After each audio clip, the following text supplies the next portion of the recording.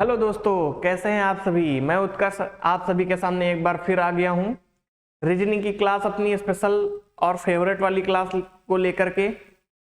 जैसा कि आप सभी जानते हैं कि हम लोग रीजनिंग के कुछ क्वेश्चंस कई दिनों से कर रहे थे। कुछ बच्चों का कहना था कि सर आप जो ये प्रैक्टिस सेट करा रहे हैं ये किस किस एग्जाम के लिए फायदेमंद है। ठीक है, तो उसी चर्चे पे हम एक बार आज आपसे बात करेंगे।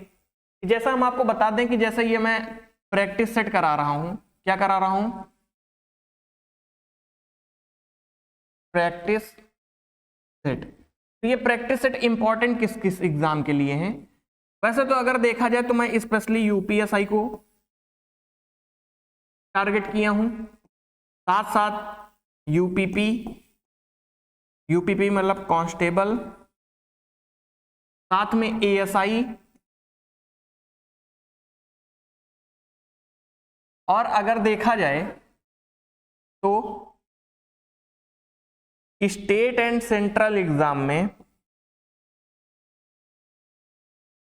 स्टेट एंड सेंट्रल एग्जाम में जो भी रीजनिंग के क्वेश्चंस आते हैं वो इनसे मिले जुले ही आएंगे। ठीक है, जैसे अब स्टेट और सेंट्रल एग्जाम में क्या बात करें, बिहार का एईडीओ का एग्जाम आ गया, उसके लिए भी अगर हम ये पढ़ सकते हैं। ईएमआरएस में कई सारी वैकेंसी आई हैं, हॉस्टल वार्डन की, जेएसए की, क्लर्क की, उनमें से रीजनिंग आ रही है। तो रीजनिंग में ही आप ये प्रैक्टिस सेट लगा सकते हैं, इससे कई सारे क्वेश्चंस आपको वहां पर मिलेंगे भी। तो हमने आपको बताया कि इसमें कई सारे एग्जाम स्टेट एंड सेंट्रल के एग्जाम्स को फायदेमंद है, और यूपीएसआई के लिए तो स्पेशल ही है।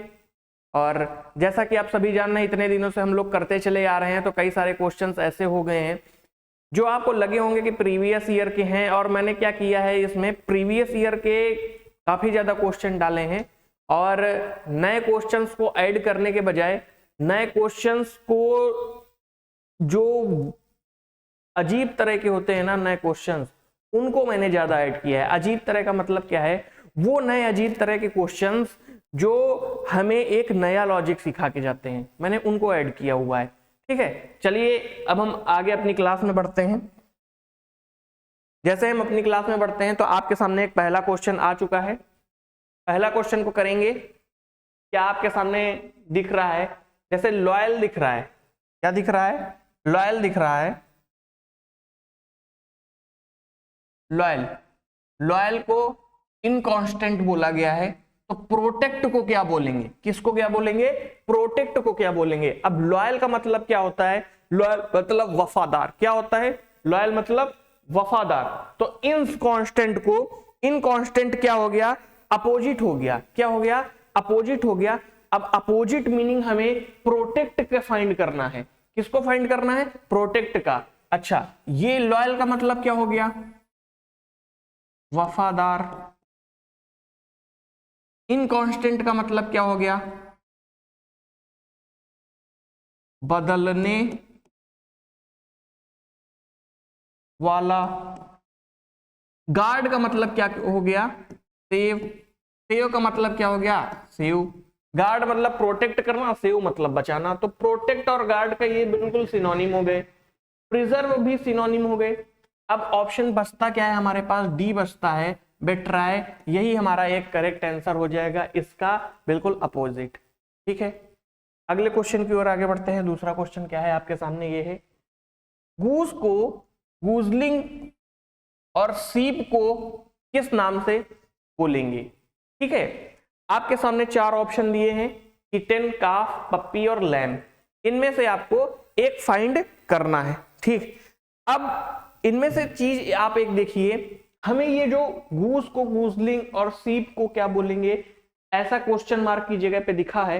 तो गूस का जो बेबी होता है, क्या होता है, बेबी होता है, उसे गॉसलिंग बोलते हैं। वैसे ही सीप का जो बेबी होगा उसे हम क्या बोलेंगे, सीप का बेबी को हम लैम बोलेंगे। क्या बोलेंगे, लैम। ठीक है, अगले क्वेश्चन की ओर आगे बढ़ेंगे। अगला क्वेश्चन आपके सामने ये है, इस क्वेश्चन में हमें नेक्स्ट टर्म को फाइंड करना है। किसको फाइंड करना है, नेक्स्ट टर्म को फाइंड करना है।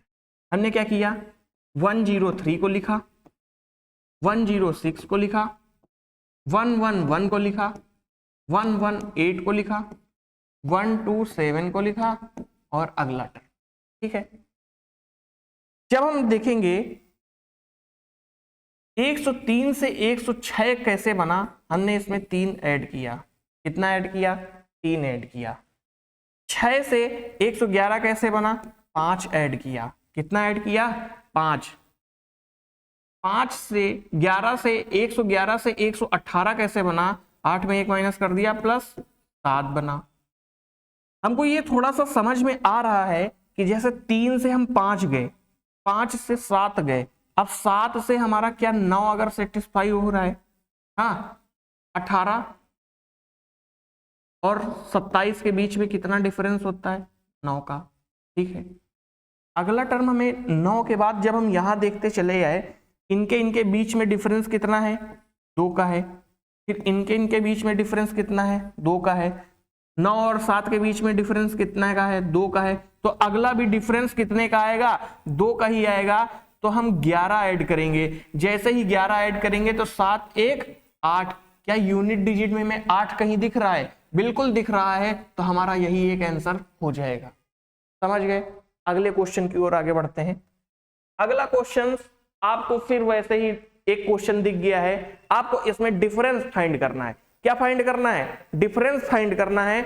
आप इस क्वेश्चन में डिफरेंस फाइंड कर ले गए, यही आपका बहुत अच्छा क्वेश्चन हो जाएगा। कैसे करेंगे? लिखेंगे 37 193 327 439 529। ठीक है, अब इनके और इसके बीच में, पहले दो टर्म के बीच में अगर हमको डिफरेंस फाइंड करना है तो हम क्या लिखेंगे? पहले दो टर्म के बीच का जो डिफरेंस आएगा कैसे निकालेंगे? 13 में से 7 माइनस करेंगे।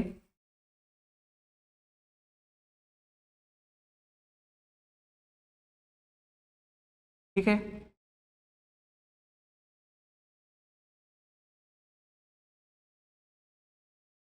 वन 93 में से 13 में से 7 चला गया, 7 3 10, 10 3 3 6। ठीक है, तो कितना आएगा? 156। कितना आएगा? 156। ठीक है, अगले से 327 से 120, 327 से 193 के बीच में डिफरेंस निकालना है। तो हम दोनों का डिफरेंस जब निकालेंगे तो कितना आएगा? माइनस करेंगे, कितना आएगा? 7 में 3 चला गया, 134। समझ में आया? 134। जब 439 में 327 को माइनस करेंगे तो हमें कितना बचेगा? 9 में से 7 चला गया, 2 बचा, फिर यहां पर 1 बचा, फिर यहां पर 1 बचा, 112। समझ में आया? अगला ही जब हम इसमें से ये माइनस करेंगे, 439 में से 529 में से 439 को माइनस करेंगे तो कितना बचेगा? यहां पर बचेगा 990। अगले में क्या होगा? यहाँ पे 12 हो जाएगा, 12 में से 2 चले गए, 9 बचे। ठीक है, और अगला हमारा टर्म कैंसिल हो जाएगा। अब अगले टर्म में हमको जाना है। किसमें जाना है? अगले टर्म में। तो जब हम अगले टर्म में जाएंगे तो हम क्या जानेंगे कि इस क्वेश्चन में जब हम अगले टर्म में जाएंगे तो हम दोनों के बीच का डिफरेंस निकालेंगे, क्योंकि सीरीज हमें धीमे धीमे से घटती और बढ़ती नजर आ रही है। तो क्या करेंगे? हम धीमे धीमे से जाएंगे। कैसे करेंगे? देखिएगा, कलर चेंज कर लेते हैं। यहां से यहां तक 156 से 134 तक जाने में हमें कितना डिस्टेंस कवर करना पड़ा? 22 का। बिल्कुल सही बात है। 6 में से 4 चले गए 2, 5 में से 3 चले गए 2।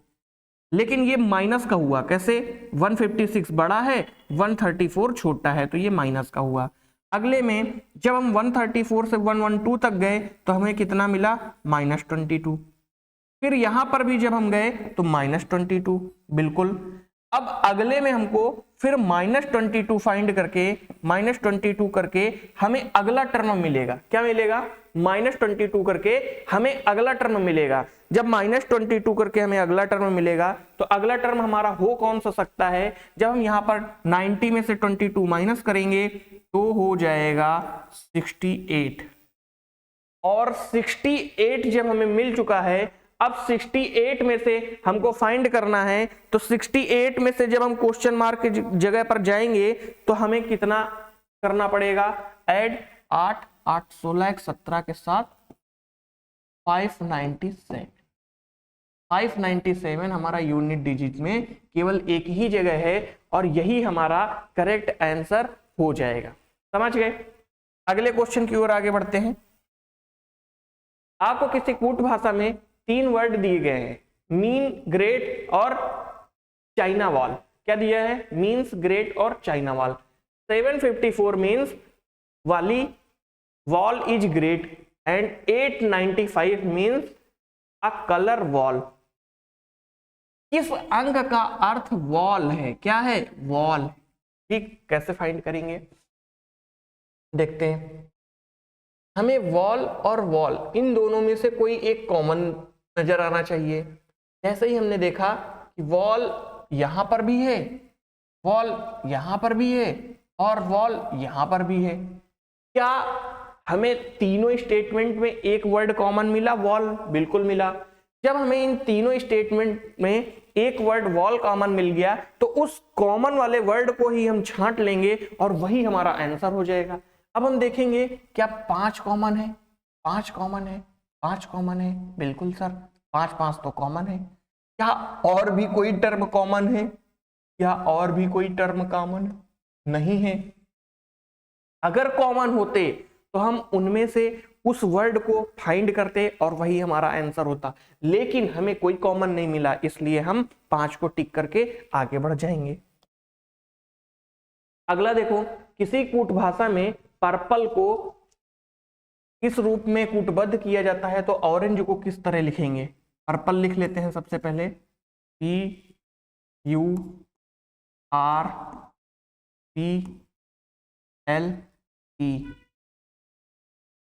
UPRPEL,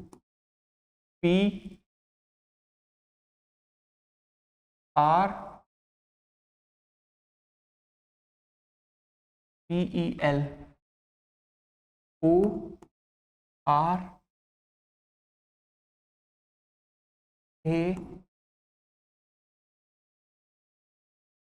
अब क्या करेंगे? अब हम देखेंगे कि इनमें से हमें जो अगला वाला टर्म मिला है वो किस पैटर्न में मिला है। जैसे R से R हमें बिल्कुल सही मिला, P से P बिल्कुल हमको करेक्ट मिल रहा है, तो क्या अगले टर्म भी वैसे ही होंगे? बिल्कुल सर। P से P इधर हमको मिल गया और U से U इधर मिल गया, L से L हमें इधर मिल गया, E से E हमें इधर मिल गया। मतलब हमको पहले के 2 लेटर को क्रॉस बनाया गया है और लास्ट के 2 लेटर्स को क्रॉस बनाया गया है, बीच के 2 लेटर्स को सीधा रखा गया है। अब हम क्या करेंगे? पहले के 2 लेटर को क्रॉस बनाएंगे, मतलब R अब हमारा फर्स्ट टर्म में आ जाएगा और O जो है सेकेंड टर्म में आ जाएगा। क्या हमें पहला और दूसरा टर्म हमें मिल गया? तो अब हम क्या करेंगे? यहीं से थोड़ा सा मैच करने की कोशिश करेंगे। पहला और दूसरा टर्म हमारा R और O होना चाहिए, तो क्या पहले लेटर में है? बिल्कुल नहीं है। क्या दूसरे लेटर D वाले ऑप्शन में है? बिल्कुल नहीं है। अब मिला कहां पर? C में और B में। बिल्कुल मिल गया। अब हम क्या करेंगे? अब अपना अगला टर्म फाइंड करने की कोशिश करेंगे।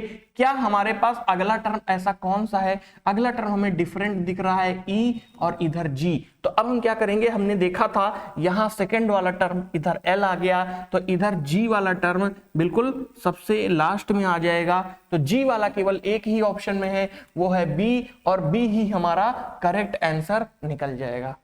समझ गए? अगला क्वेश्चन देखते हैं ध्यान से। ग्रेड को VKEIH के रूप में कूटबद्ध किया जाता है, तो उसी भाषा में रिवेल को कैसे कूटबद्ध किया जाएगा? बहुत आसान क्वेश्चन है, देखते हैं। जैसे GRADE,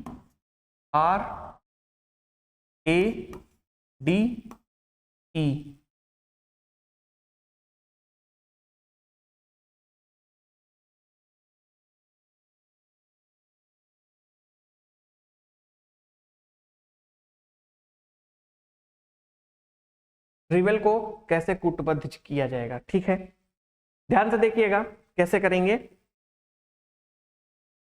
ग्रेड है, हमें कुछ नजर सा आ रहा है क्या?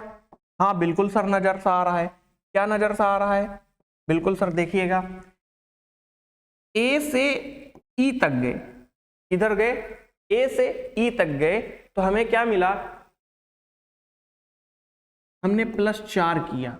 बिल्कुल, जब ए से ई तक गए तो हमने क्या किया? 4 किया। डी से एच की तरफ गए तो हमने क्या किया? +4 किया।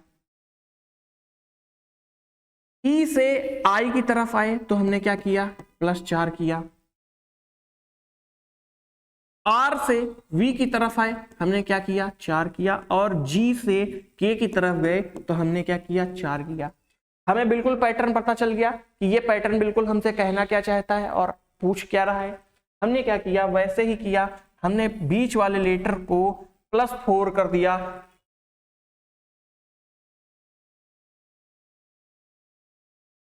तो हमें बीच वाला लेटर क्या मिला? जेड मिला। फिर हमने देखा क्या जेड हमारा बीच वाले लेटर में कहीं पर है? तो सी में तो बिल्कुल नहीं है, बी में बिल्कुल नहीं है, यहां पर दिख रहा है और यहां पर दिख रहा है। अब दिक्कत यह है कि अब हमें अगले टर्म को फाइंड करना है। जो हम लास्ट वाला अगर निकाल लेते हैं तो क्या हमारा अगला टर्म सही हो जाएगा? बिल्कुल, अगला वाला टर्म हम 4 जोड़ने पे क्या ई आ रहा है हमारा? बिल्कुल। और अगर ई आ रहा है तो हमारा क्या बी ऑप्शन करेक्ट हो जाएगा? बिल्कुल। ये क्वेश्चन ना बहुत आसान होते हैं, हम आपको बताते हैं। जब हम इनिशियल स्टेज पे होते हैं तब हम आपको ये क्वेश्चंस करने के लॉजिक बताते हैं। जैसे मैंने आपको बताया कि हमें पूरे क्वेश्चन को निकालना ही नहीं है, मैं पूरा क्वेश्चन ही नहीं निकालता हूं। मैं क्या करता हूं, देखता हूं कौन सा लेटर पहले, क्वेश्चन के बाद सबसे पहले पढ़ता हूं ऑप्शन, लगाता नहीं हूं, पहले ऑप्शन पढ़ता हूं, उनमें से एलिमिनेट करने की कोशिश करता हूं कि कौन से लेटर को फाइंड करने से हमारा बाकी का टाइम बच जाएगा। तो जब हम कई सारे लेटर्स देख लेते हैं, पहले देख लेते हैं, लास्ट वाला देख लेते हैं, बीच वाला देख लेते हैं, जब हम ये लेटर्स देख लेते हैं तो हमको पता चलता है कि हम पहला अगर निकाल लेते हैं तो हमें कोई निकालने की जरूरत नहीं, तो हम बस उसी लेटर को टारगेट करते हैं और उसी लेटर को टारगेट करने के बाद हमने आंसर निकाल करके आपके सामने चौंका देते हैं। समझ गए? कोई बड़ा काम नहीं है, बस ये प्रैक्टिस का खेल है। आपने अगर प्रैक्टिस अच्छे से कर लिया तो आपके क्वेश्चन बहुत आसानी से हो जाएंगे। अगला क्वेश्चन आपके सामने फिर वही है। अब ये क्वेश्चन भी ज्यादा टफ नहीं है। क्या है? ज्यादा टफ नहीं है, बहुत आसान क्वेश्चन है। करिएगा एक बार।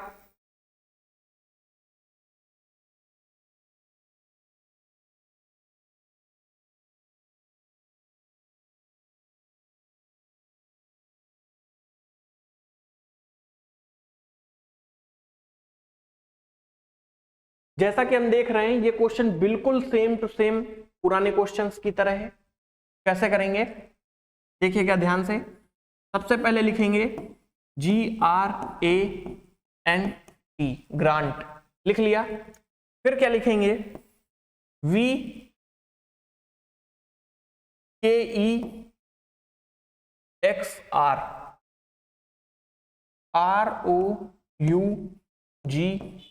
ROUGH। रफ को कैसे लिखेंगे? हमने आपको बताया था हमें क्या करना है, हमें या तो लास्ट वाला लेटर फाइंड कर लेना है, या तो पहला लेटर फाइंड कर लेना है, या तो बीच वाला लेटर फाइंड कर लेना है। देखिएगा ए से जब हम ई की तरफ गए तो हमने क्या किया? +4 किया। बिल्कुल। अब बीच वाले लेटर को ध्यान से देखिएगा, यहां ए है, यहां वाई है, यहां एफ है और यहां वाई है। अब हमको फाइंड करना है क्या हमारे बीच वाले लेटर से कोई वर्ड निकल सकता है? बिल्कुल।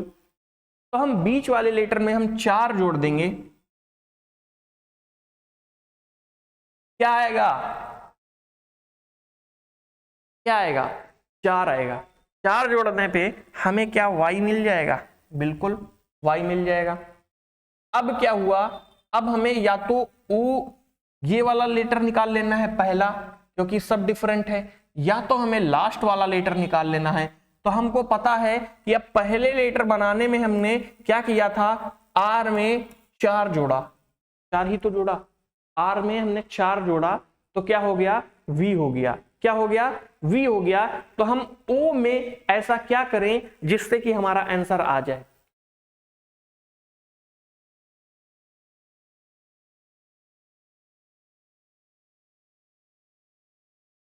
क्या ये 4 जोड़ने पे एस आ सकता है?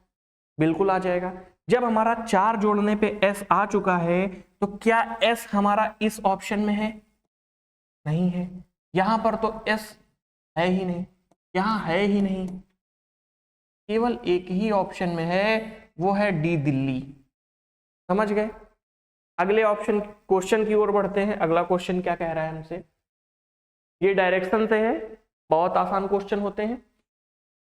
डायरेक्शन के एक क्वेश्चन को हम करेंगे और दूसरा क्वेश्चन है वो हम आपको होमवर्क के लिए देंगे। ठीक है, कैसे करेंगे देखिएगा। एक लड़का पश्चिम की ओर, क्या है, एक लड़का पश्चिम की ओर जाता है और 15 किलोमीटर चलता है। ठीक है, फिर वह दाएं मुड़ता है और 7 किलोमीटर चलता है। ये इधर से भाई साहब दाएं मुड़ गए और 7 किलोमीटर चल दिए। फिर वह बाएं मुड़ता है और 12 किलोमीटर चलता है, तो बाएं मुड़ गए और 12 किलोमीटर चल दिए।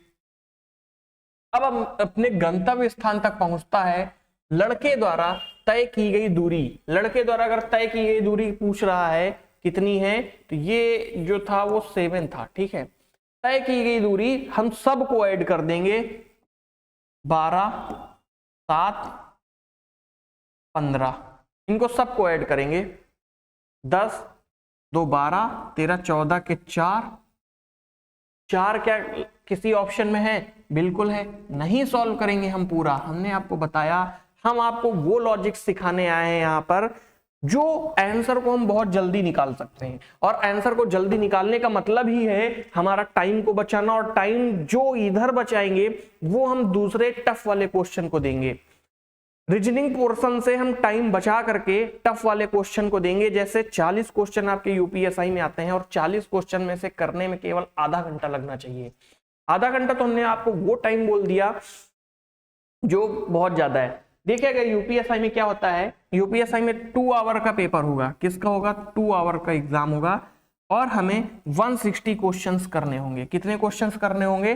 160। अगर हम 40 क्वेश्चन रीजनिंग के अगर इनको करेंगे तो हम क्या पता चलेगा, इनको 30 मिनट में करेंगे। कितने में करेंगे? 30 मिनट में। और मेरे ऑफलाइन के बच्चे करते भी हैं 30 मिनट में। 40 क्वेश्चन 30 मिनट में होते हैं। उसी तरह अगर हम जीके और रीजनिंग के 80 क्वेश्चंस को माने तो हम इनके लिए 40 मिनट मानते हैं। कितना मानते हैं? 40 मिनट। टोटल कितना हो गया? 4, 3, 7, 70 मिनट। कितना हो गया? 70 मिनट। 40 मिनट जीके और रीजनिंग का मान ली, ओ हिंदी का मान लिए, 80 क्वेश्चन, 40 क्वेश्चन इसका मान लिए, टोटल 112 क्वेश्चन हो गए। बचे 40 क्वेश्चन। अब हमारे पास कितना बचा टाइम? 40 क्वेश्चन का। और यही 40 क्वेश्चन के लिए हमारे पास टाइम कितना बचा? हमारे पास टाइम बचा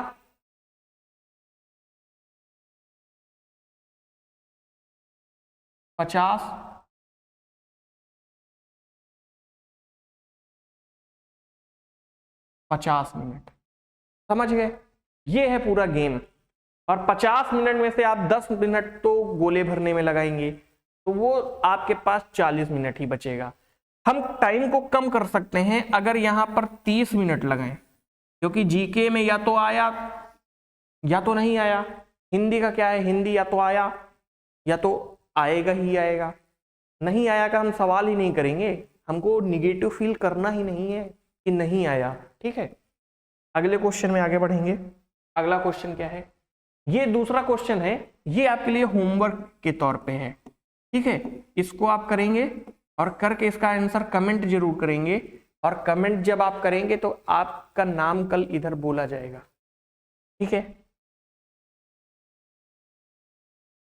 ये वाला क्वेश्चन बहुत आसान क्वेश्चन है। करेंगे कैसे इसको? जैसे जैसे क्वेश्चंस में दिया है हम बिल्कुल वैसा ही फॉर्म करेंगे डायग्राम। एस एच की माँ, एस जो है एच की माँ, एच की कौन है माँ, कौन है एस। डी जो है के का मौसेरा भाई है, के का मौसेरा भाई जो एम का नाती है, एम का नाती, एम ये हो गया, इसका नाती एक ये तो एक ये, ठीक है। डी के का मौसेरा भाई,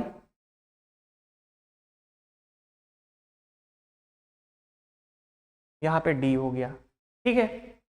अब एस जो है के की नानी है, के की नानी कौन हुई एस,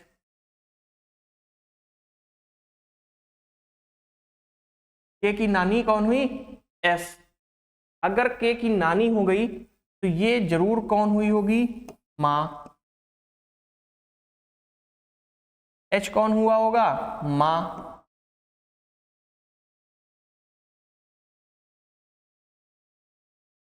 डब्लू कौन हुआ होगा, डब्लू इसका पिता हुआ होगा, लिखा होगा।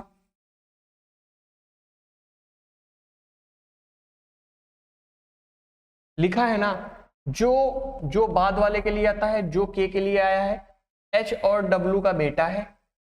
पी जो है डी की मां है, डी की मां कौन है पी।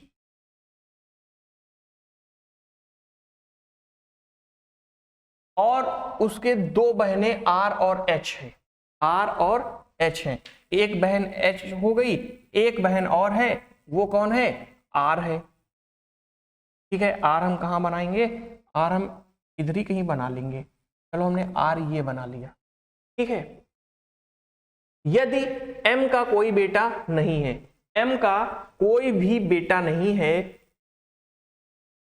और आर का पिता है, आर अब कहां है, आर का पिता, आर का पिता ये हो गया, ये सब तीनों बहनें थी, ये मां हो गई, ये आर का पिता हो गया, ठीक है। और आर का डी से क्या संबंध है, आर का डी से क्या संबंध है, बहुत आसान क्वेश्चन है। अब हमने आपको बताया था डी की नजरों से देखेंगे, किसकी नजरों से देखेंगे, डी की नजरों से देखेंगे। जो डी है इसकी तरफ से देखेंगे, इसका इसका रिलेशन क्या होगा, डी की तरफ से आर का रिलेशन क्या होगा, ठीक है, समझ में आया।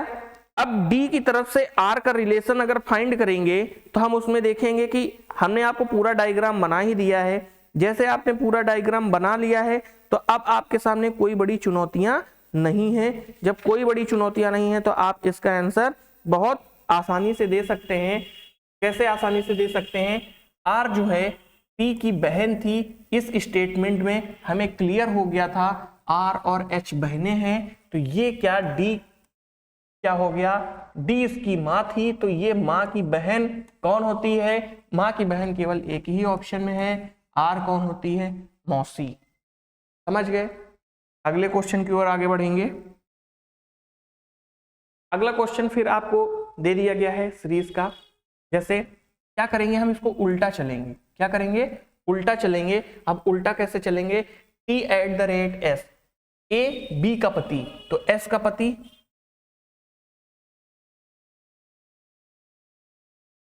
एस का पति, U%T, ए जो है बी की बहन, टी की बहन,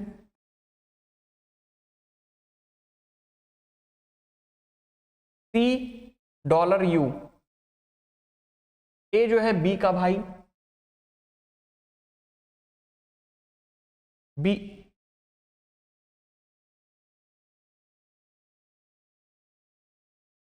टी की बहन यू, यू अब देखिएगा क्या है $U,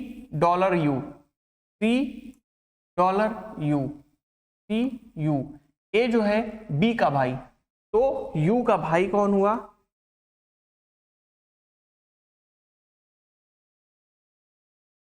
ए हुआ। अब क्या पूछ रहा है, एस का सी से क्या संबंध है। सी की नजरों से देखेंगे एस का क्या संबंध है, तो यहाँ ए की जगह सी होगा क्योंकि लास्ट में यहाँ सी दिया हुआ है। ठीक है, एस का सी से क्या संबंध है, सी की नजरों से देखेंगे एस कौन हुआ और जो एस हुआ वही हमारा फाइनल आंसर होगा। अब ये देखिए, ये कौन हुई, बहन हुई, बहन, ये कौन हुई, बहन हुई, ये कौन हुआ, टी कौन हुआ, सिस्टर, ये कौन हुआ, पति। बहन का पति कौन होता है, सिस्टर इन लॉ। सी जो है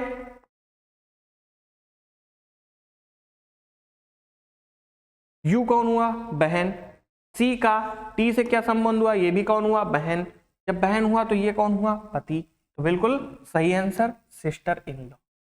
मान लीजिए कि एक्सप्रेशन शब्द के पहले और दूसरे अक्षरों को बदल दिया जाए तो उसी तरह तीसरे और चौथे, पांचवें और छठे को आगे अक्षरों में कैसे बदल दिया जाएगा। ठीक 9 शब्द को गठित कीजिए। ठीक है, हमें एक वर्ड दिया है E X A S P E R A T I O N,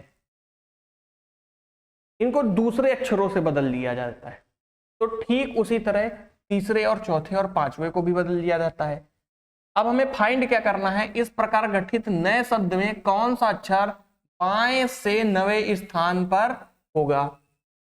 बाएं से 9वें स्थान पर कौन बोल रहा है, 1 2 3 4 5 6 7 8 9। हमें इस प्लेस पर फाइंड करना है कि ये प्लेस कौन सा आएगा। इस प्लेस को आने के लिए अब हम क्या करेंगे, हम देखेंगे इनका स्थान आपस में बदल दिया जाएगा। बिल्कुल क्या करेंगे, इनका स्थान आपस में बदल दिया जाएगा। बिल्कुल इन दोनों का स्थान आपस में बदल दिया जाएगा। ये दोनों आपस में बदल जाएंगे, ये दोनों आपस में बदल जाएंगे। आई और टी आपस में बदल जाएंगे तो आई किधर आएगा, आई इधर आएगा। तो क्या हमारा ऑप्शन में कहीं आई है, बिल्कुल। अब इस क्वेश्चन को करने के लिए मैंने आपको किस तरीके से बताया, पहले जो हमारा वर्ड दिया हुआ है उस वर्ड को लिखेंगे। लिखने के बाद हम तो ये आपको लिख करके बताए हैं, लेकिन आप वहां पर क्या करेंगे, आप इसको डायरेक्ट देखेंगे स्क्रीन पे। अगर ऑफलाइन पेपर हुआ तो बिल्कुल सामने रहेगा, ऑनलाइन पेपर हुआ तो आपकी स्क्रीन पे रहेगा। स्क्रीन पे रहेगा तो सबसे पहले आपके सामने लिखा ही हुआ है, आपको लिखने की जरूरत भी नहीं है। देखेंगे कि कैसे क्या हुआ। वैसे यूपीएससी का पेपर ऑफलाइन होता है तो आपके सामने फिर भी रहेगा। आप क्या करिएगा कि जब लास्ट में जो स्टेटमेंट के बाद में जो हमें फाइंड करने के लिए पूछ रहा है तो उस फाइंड करने वाले पे ध्यान से देखिएगा कि बाएं से 9वें स्थान पर तो टोटल 9 अंक गिन लेना। जैसे ही बाएं से 9वें स्थान पर गिन लेना तो आपको पता चलेगा कि यहां पर हमें चेंज करना है। फिर उसके बाद हम ये पैटर्न लगाएंगे, जो पैटर्न हमें दिया हुआ है। पैटर्न के बाद हमारा आंसर आ जाएगा। समझ गए। आपके सामने वेन आरेख का एक क्वेश्चन और आ चुका है। वेन आरेख का क्वेश्चन आपके सामने है, आप इसको करके बताइए कैसे करेंगे। कौन सी संख्या युवा और मेहनती श्रमिकों को दर्शाती है लेकिन वफादार को नहीं। गोला कौन है, युवा है। ट्रायंगल कौन है, मेहनती है। और रेक्टेंगल कौन है, वफादार है। तो वफादार को नहीं दर्शाती है तो वफादार तो ये हो गए ना। जैसे ही ये वफादार हो गए तो क्वेश्चन में बोला क्या है, युवा और मेहनती श्रमिकों को। तो युवा श्रमिक कौन से हो गए, युवा, ये हो गए युवा, ये हो गए कौन हो गए, युवा, ये हो गए। श्रमिक कौन हो गए, श्रमिक ये हो गए। युवा श्रमिकों को दर्शाती है तो युवा और श्रमिक में बीच में कौन आ गया, 6। तो क्या 6 हमारा सही आंसर हो जाएगा, बिल्कुल 6 हमारा बिल्कुल सही आंसर हो जाएगा। अगले क्वेश्चन की ओर आगे बढ़ते हैं। आपके सामने ये है, निम्नलिखित में से किसकी उत्पत्ति विशेष पुलिस प्रतिष्ठान से हुई जिसे 1941 में भारत सरकार द्वारा स्थापित किया गया था। तो भारत सरकार द्वारा केंद्रीय अन्वेषण ब्यूरो को 1941 में मान्यता दी गई थी और वही हमारा सही आंसर हो जाएगा। अगले क्वेश्चन में आगे बढ़ते हैं। यदि प्लस का अर्थ, ए का अर्थ प्लस है, बी का अर्थ माइनस है, सी का अर्थ गुणा है, तो स्टेटमेंट दिया गया है, इसमें मान रखने पर क्या वैल्यू आएगा। देखिएगा बी का अर्थ क्या है माइनस, सी का अर्थ क्या है गुणा, बी का अर्थ माइनस, ए का अर्थ प्लस, ठीक है। 3 में से माइनस गए तो यहां कितना आया 10, और इधर 9 में से 5 50, और 50 और 10 60। क्या हमारा 60 आंसर दिया गया है? बिल्कुल, बस इतना ही टाइम लगना चाहिए, ये तो फिर भी हम आपको करके बताए। अगले स्टेटमेंट पे है। अगला स्टेटमेंट कैसे करेंगे, आपके सामने 4 व्यंजक दिए हुए हैं। क्या दिए हुए हैं? 4 व्यंजक दिए हुए हैं। इन चारों में से आपको फाइंड करना है कि अगला टर्म कौन सा होगा। क्या होगा? अगला टर्म कौन सा होगा, अगला व्यंजक कौन सा होगा, ठीक है। अब क्या करेंगे, इन सब में वैल्यू रखेंगे। क्या करेंगे? इन सब में वैल्यू रखेंगे। तो हमने जैसे सबसे पहले बी चूज कर लिया, ठीक है। तो अब हम क्या करेंगे, अगर बी वाला हमारा सही निकल रहा है तो हम आंसर को सही मानेंगे। जैसे क्या दिया है, u का अर्थ क्या है प्लस, तो u के अर्थ में हमने प्लस लगा दिया, ठीक है। t का अर्थ क्या है, t का अर्थ है मल्टीप्लाई, मल्टीप्लाई लगा दिया। w का अर्थ क्या है, भाग है, तो हमने भाग को प्लेस कर दिया, ठीक है। z का अर्थ इक्वल है तो हमने z लगा दिया, ठीक है। अब क्या करेंगे, सबसे पहले डिवाइड करेंगे। क्या करेंगे? डिवाइड करेंगे। Divide and rule Lord Dalhousie का था। किसका था? लॉर्ड डलहौजी का, ठीक है। 4 चौक 16, 4 आया, ठीक है। 5 चौको 20, 13 plus 20 equal to 33, 3 equal to 3, ठीक है। LHS इक्वल टू RHS, पहले हम लोग करते थे ना LHS इक्वल टू RHS, बिल्कुल वही निकाल दिए हम, ठीक है। आंसर आ गया आपके सामने।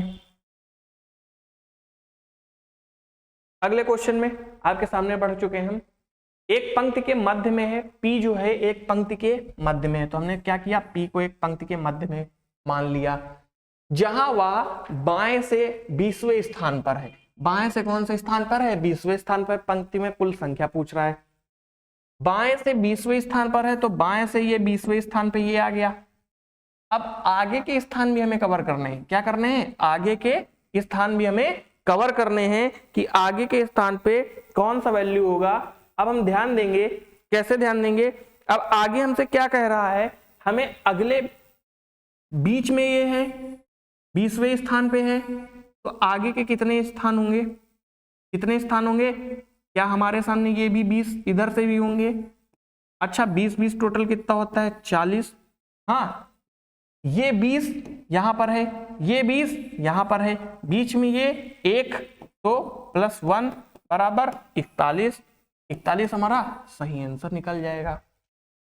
समझ गए? आसान क्वेश्चन था, थोड़ा सा दिमाग लगाना था कैसे होगा, और अगर हम दिमाग लगा ले गए तो आपके सामने आंसर। एक कतार में व्यक्ति ए, पी और क्यू के बिल्कुल बीच में है। पी कतार के आरंभ से 31वें में है, क्यू कतार के अंत से 9वें स्थान पे है। पी और ए के बीच 4 व्यक्ति हैं। कतार में व्यक्तियों की कुल संख्या देखिएगा, ए जो है पी और क्यू के बीच में है, तो ये पी हुआ, ये क्यू हुआ, इसके बीच में कौन है? ए है। अब देखिएगा ध्यान से, क्या बोल रहा है, पी कतार के प्रारंभ से 31वें में है, कतार के प्रारंभ से 31वें में है। क्यू कतार के अंत से 9वें स्थान पे है, कतार के अंत से 9वें स्थान पे है। ए के, पी और ए के बीच 4 व्यक्ति हैं। अगर ए बीच में बैठा है तो 4 इधर भी होंगे, 4 इधर भी होंगे। हम क्या करेंगे, 31 + 9 + 8 इनको ऐड करेंगे। जब हम इनको ऐड करेंगे तो हमें पता चलेगा कि हमें बीच वाले वर्ड की जो वैल्यू फाइंड करनी है वो आ जाएगी, ठीक है। 31 और 9 कितना होता है? 40। 40 और 8 कितना होता है? 48। 48 तो ये आ गया सर। अब क्या करेंगे, अभी हमारा आंसर क्या आ चुका है।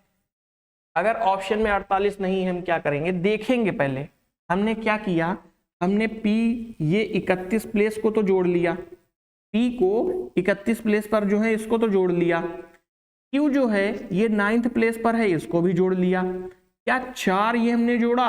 बिल्कुल 4 ये भी जोड़ लिया। ए को हम कहाँ जोड़े हैं भाई साहब? ए को नहीं जोड़े हैं। यही चीज तो मैं आपको बता रहा हूं कि 4 हमने इधर जोड़ दिया, 4 हमने इधर जोड़ दिया, ए को हम क्यों जोड़ नहीं पाए? हमको ए को जोड़ना था, इसलिए हमने +1 कर दिया और यही हमारा सही आंसर निकल आया। समझ गए? अगले क्वेश्चन की ओर आगे बढ़ेंगे। अगला क्वेश्चन क्या कह रहा है आपके सामने, एक बार फिर आ चुका है। वर्ग का संबंध 16 से है तो घन का संबंध किससे है? बहुत आसान क्वेश्चन। वर्ग में टोटल कितनी साइड होती हैं? 4 होती हैं। 4 का स्क्वायर किया आया 16। घन में कितनी साइड होती हैं? 8 होती हैं। 8 का स्क्वायर किया आया 64। क्या 64 हमारे ऑप्शन में है? अगर है तो टिक करके आगे बढ़ेंगे। अगला क्वेश्चन है 73 का संबंध 5 से है तो 73 का संबंध 5 से है तो 95 का संबंध किससे होगा? ठीक है, इसमें एक लॉजिक लगा है, ध्यान दीजिएगा। 7 और 3 को ऐड कर दिया, 73 में 7 और 3 को ऐड कर दिया। ऐड करने के बाद टोटल कितना आया? 10। 10 को हमने 2 से भाग कर दिया तो कितना आया? 5। 2 से भाग कर दिया कितना आया? 5। क्या ये हमारा पैटर्न काम करेगा? अब देखते हैं। 95 है, 95 में 9 + 5 कर दिए 14। 14 को 2 से डिवाइड कर दिए, क्या हमारा 7 ऑप्शन में है?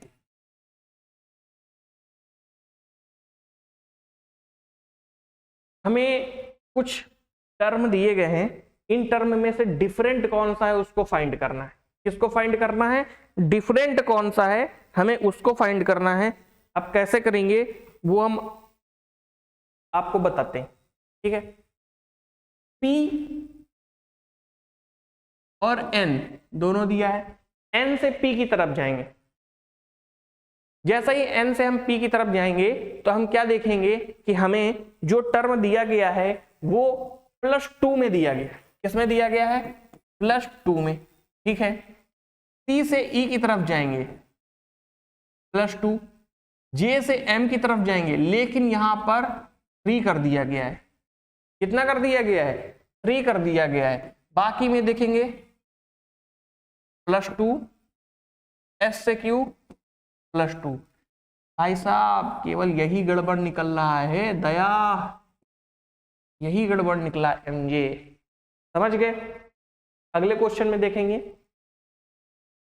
इंजीनियर, ऑडिटर, बैचलर और डॉक्टर, ये 4 ऑप्शन दिए गए हैं।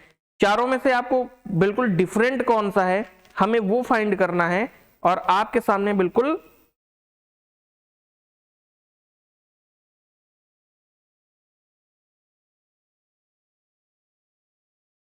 डिफरेंट वाला फाइंड करेंगे। कैसे करेंगे? इंजीनियर दिया है, ऑडिटर दिया है, डॉक्टर दिया है, बैचलर, ठीक है। इंजीनियर एक पद होता है, ऑडिटर एक पद होता है, डॉक्टर एक पद होता है, बैचलर तो कोई पद नहीं होता। बैचलर कोई पद नहीं होता, बैचलर मतलब बेरोजगार। अगला देखिएगा आपके सामने दिया हुआ है ये 4, 5, 1। अब हमें बोला क्या है कि 4 के विपरीत कौन सी संख्या 4 के विपरीत है? 4 के विपरीत ध्यान दीजिएगा कैसे करेंगे। ये देखिए ये I है 2, 5, क्या मैं ऐसे लिख सकता हूं? बिल्कुल। अब जिस पैटर्न में हम इधर से चले थे क्लॉकवाइज, उसी पैटर्न पे चलेंगे। अब इस वाले फिगर को भी कंपेयर करेंगे। I इधर भी है 4, 3, ये दोनों एक दूसरे के अपोजिट होते हैं, बिल्कुल होते हैं, ठीक है। तो 4 के अपोजिट कौन सा निकला? समझ गए? अब आपके सामने एक क्वेश्चन है कथन और निष्कर्ष का।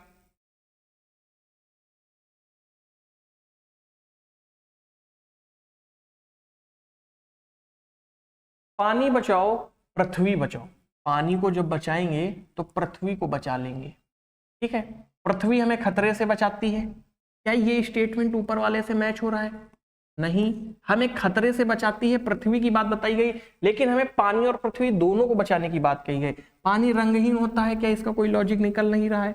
बिल्कुल, जब नहीं लॉजिक निकल रहा है तो हमारा ना तो धारणा 1 और ना ही धारणा अंतर 2 निहित होगी। बिल्कुल सही होगा।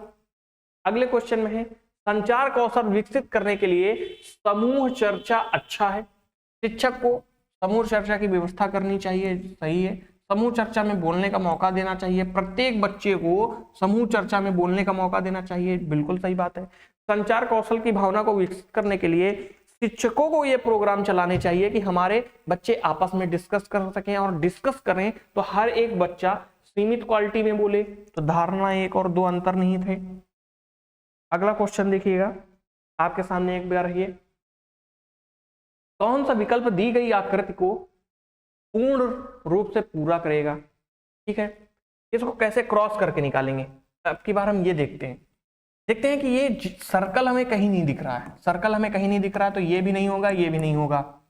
अब देखिएगा इस फिगर में हमें ये सर्कल को कंप्लीट करने के लिए लाइन नहीं दिख रही, केवल इसमें दिख रही, तो यही एक हमारा सही ऑप्शन हो जाएगा। ये वाले क्वेश्चन बहुत आसान होते हैं, बहुत आसान तरीके से हम इनके आंसर निकाल सकते हैं। अगला देखिएगा, इस आकृति में कितने वर्ग हैं हमको फाइंड करने हैं, और वर्गों की संख्या ही हमारा आंसर बनेगी।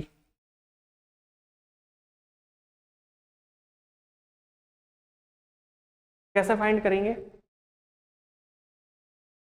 ये तो कुछ गड़बड़ लग रहा है। 5 ही हो गया, 5 ही हो गया। हमने आपको बताया था जब एक लाइन ऐसे क्रॉस करे, 1 2 3 4 और एक ये बड़ा वाला, टोटल कितने होते हैं? 5। तो 5 ये हो गए, 5 ये हो गए, टोटल कितने हो गए? क्या मैं 10 यहां लिख सकता हूं? बिल्कुल 10। एक ये हो गया 11, एक ये बड़ा वाला 12, ठीक है। अब क्या कोई बनता हुआ नजर आ रहा है?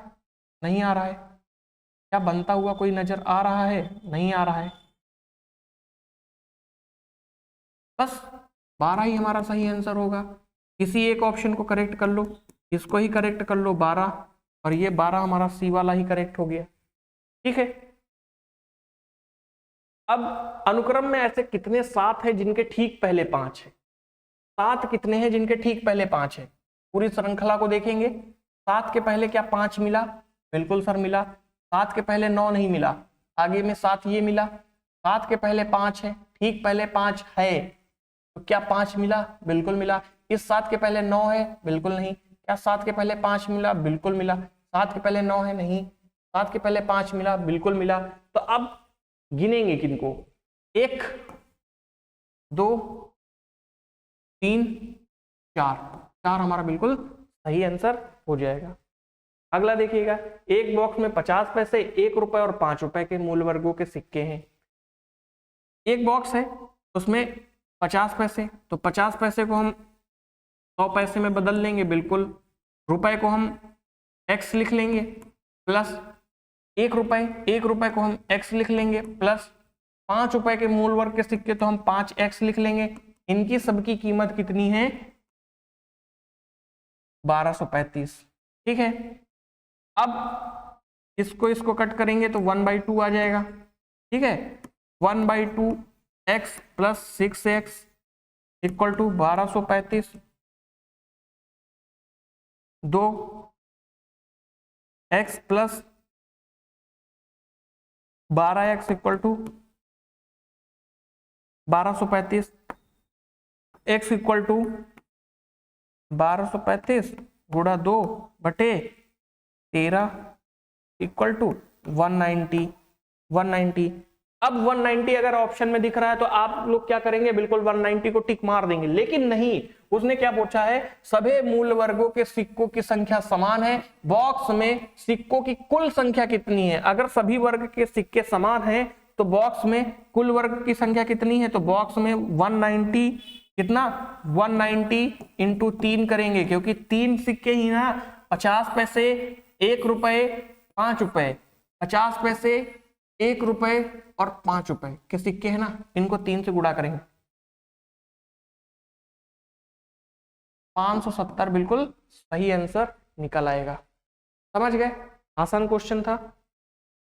अगला क्वेश्चन आपको फिर से दिया गया है। क्या करना है इस अगले क्वेश्चन में, आपको जो इमेज दी गई है उस इमेज के आधार पे आपको क्वेश्चन के आंसर देना है कि इनका लॉजिक उससे क्या सही और सटीक बैठ रहा है। जैसे पहली इमेज में जो वर्ड दिए गए हैं उनमें देखो एक डिजिट दी गई है, उनको ध्यान से देखेंगे।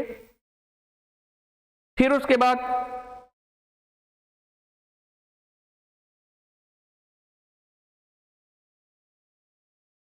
v है, v का h, इन दोनों का लॉजिक लगाएंगे, क्या हमारा 60 आंसर आएगा। u v इनको ऐड करके क्या देखेंगे, क्या हमारा 60 आंसर आएगा। देखते हैं कैसे। जैसे w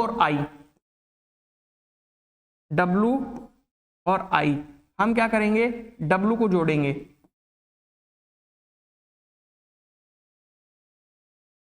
बाईस और 9 टोटल को जब ऐड करेंगे तो 22 और 9 कितना होगा, W कितना होता है 23 और 9 जब इनको ऐड करेंगे तो कितना होता है 32 से क्या बैठ रहा है नहीं, तो हम इसमें क्या करेंगे 32 में 2 से गुणा करेंगे, कितना आएगा 64 आ जाएगा। अब क्या करेंगे, V और H को लेंगे, किसको लेंगे, V और H को लेंगे। जब V और H को लिए हम क्या देखें कि जब V और H को हम ऐड किए तो हमारे सामने V की जो वैल्यू है वो 22 है और प्लस H की वैल्यू जो है वो 8 है। H की फेस वैल्यू क्या होती है 8। जब इन दोनों को ऐड किए तो 22 और 8 कितना हुआ 30 हुआ। 30 में हम 2 से मल्टीप्लाई किए, क्या 60 आ गया, बिल्कुल ये भी आ गया, ये भी आ गया, ये भी आ गया, ये भी आ गया। अब क्या करेंगे, इन दोनों में हम देखेंगे कि इन दोनों में और कौन सा है, U और V, इन दोनों को जब हम ऐड करेंगे तो इन दोनों को जब हम ऐड करेंगे तो U कितने पे आता है, U आता है 21 पे और V कितने पे आता है 22 पे। तो टोटल मिला करके कितना होता है 43 से जब 2 से मल्टीप्लाई करेंगे 3 दूनी 6 और 4 दूनी 8, बिल्कुल सही आंसर हो जाएगा। क्या हो जाएगा, बिल्कुल सही आंसर हो जाएगा। जब हमारे 3 सही निकला है तो क्या हमें चौथा निकालने की जरूरत है, चौथा ही हमारा ऑप्शन टिक हो जाएगा। क्या हो जाएगा, टिक हो जाएगा। जब 3 सही निकाला है, हमें असंगत छवि पता करनी है तो चौथा ही तो हमारा गलत होगा और जब चौथा गलत होगा वही हमारा आंसर हो जाएगा।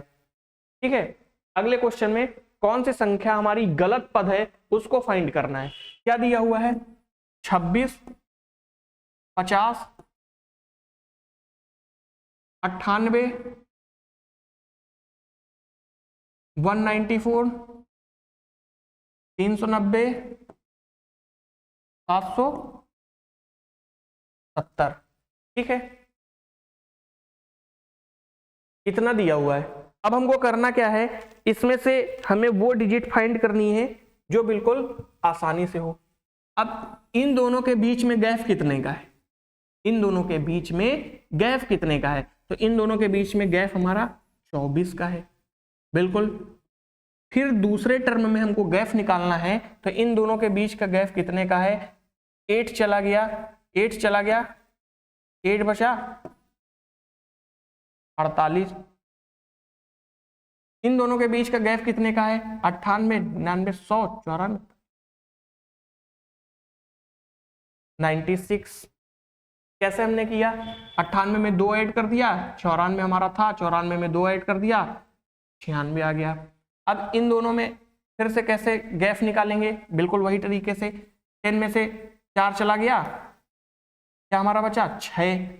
अब 6 चला गया, यहाँ 8 बचा, एक उधार लय हो गए 18, 9 में 9, फिर 1 चला गया था 1, क्या 196 हमारा गैप बचा, बिल्कुल। जब 196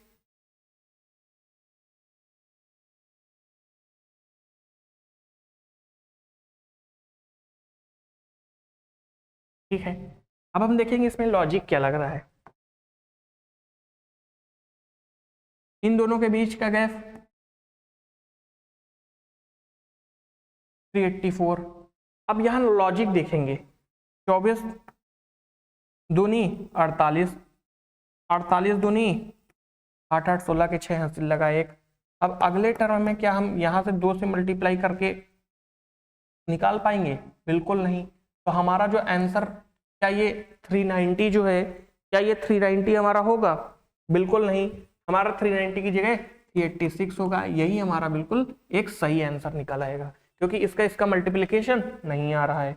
अगले टर्म में देखेंगे, हम फाइंड करेंगे u से a की तरफ जाने में क्या हमें सिंबल प्रायोरिटी मिलेगी। u ये रहा, a ये रहा, तो s से बंद डिब्बा d और d से a, हमें ये टर्म मिल गया, हमें ऐसे चलना है। ठीक है, तो अब हमें प्रायोरिटी मिल चुकी है। ये सिंबल u की तरफ बंद होना चाहिए, लेकिन u की तरफ खुला है तो ये कैंसिल हो जाएगा। t से d की तरफ, t हमारा ये है और d कहाँ है? ये है। t से d की तरफ जब जाएंगे, कहाँ जाएंगे? t से d की तरफ जब जाएंगे तो हम देखेंगे t ये है, यहाँ से ये सिंबल पूरा चलता चला आ रहा है, ये बिल्कुल ये हमारा सही आंसर होगा। केवल 2 अनुसरण करता है। क्या हो जाएगा? केवल 2 अनुसरण करता है। अगले क्वेश्चन में बढ़ेंगे। अगला क्वेश्चन छवियों का दिया हुआ है कि अगली छवि हमारी कौन सी होगी। अगली छवि हमारी कौन सी होगी? आसान क्वेश्चन है। ये देखो, ये इधर अगले टर्म में 90 पे आ गया, बिल्कुल।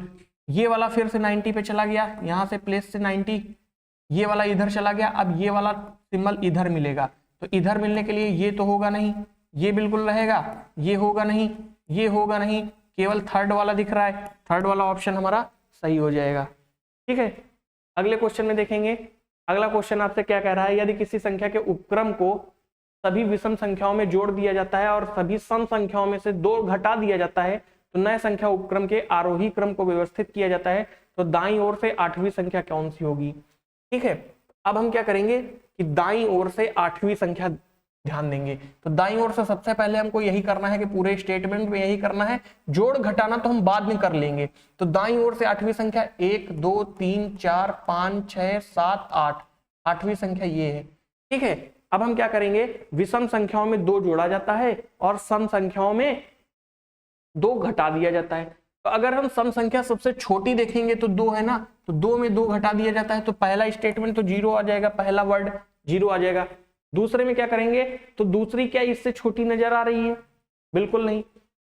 कैसे? जैसे यहाँ पे 3 दिया हुआ है, ठीक है, तो विषम संख्याओं में कितना जोड़ा जाता है? विषम संख्याओं में कहा गया? विषम संख्याओं में 1 जोड़ दिया जाता है। तो 3 से हमारा 4 बन जाएगा, 3 से हमारा 4 बन जाएगा, लेकिन 4 से हम 2 बना सकते हैं। क्यों? कैसे? क्योंकि सम संख्याओं में 2 घटा दिया जाता है, तो 2 इधर हो जाएगा, बिल्कुल। फिर 4 4 4 ये हो जाएगा। तो हमें कौन सा फाइंड करना था? 5वां। तो ये 4 क्या हमारे ऑप्शन में है? बिल्कुल, तो 4 हमारा करेक्ट आंसर हो जाएगा। अगले क्वेश्चन में देखेंगे FIR का मतलब क्या होता है।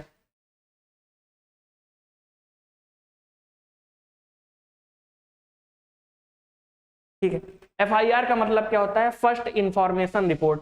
First information report, first information report कैसे होता है?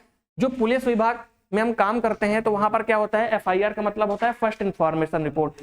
पुलिस में जितने भी व्यक्ति होते हैं, जिनका भी ऊपर धाराएं चलाई जाती हैं, दफाएं चलाई जाती हैं, ये सब FIR के थ्रू ही होता है। FIR के थ्रू ही हमारा सारा वर्क होता है, उसके हिसाब से ही हम उसको दे सकते हैं काम।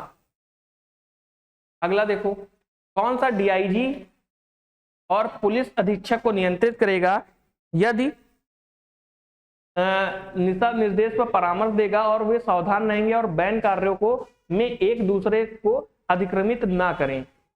ठीक है, अब आपके सामने बिल्कुल उसने पूछ दिया DIG और पुलिस अधीक्षक को अभिनियंत्रित करेगा, तो वो पुलिस महानिरीक्षक होगा। यही आपको DIG और पुलिस को रोकेगा और इन दोनों के कामों को समझाएगा, और इन दोनों के कामों को समझाएगा और बोलेगा कि आप दोनों को कार्य व्यवस्था संभालनी है। बिल्कुल यही सही आंसर हो जाएगा। धार्मिक अधिनियम कब अधिनियमित किया गया था? तो धार्मिक अधिनियम कब अधिनियमित किया गया था? तो 1988 में अधिनियमित किया गया था। ठीक है, धार्मिक संस्था अधिनियम 1988 में अधिनियमित किया गया था और यही हमारा सही आंसर हो जाएगा। चलिए, आज के सारे क्वेश्चंस यहीं खत्म हो गए। जैसा कि आपको दिखा है, थैंक यू बॉक्स हमारा दिख गया है, तो थैंक यू में आप सभी को धन्यवाद। लाइक, शेयर और कमेंट करना ना भूलिएगा। आज की क्लास को हम यहीं खत्म करते हैं और अगले प्रैक्टिस सेट पे हम आपको फिर से मिलेंगे। तब तक के लिए जय हिंद, धन्यवाद।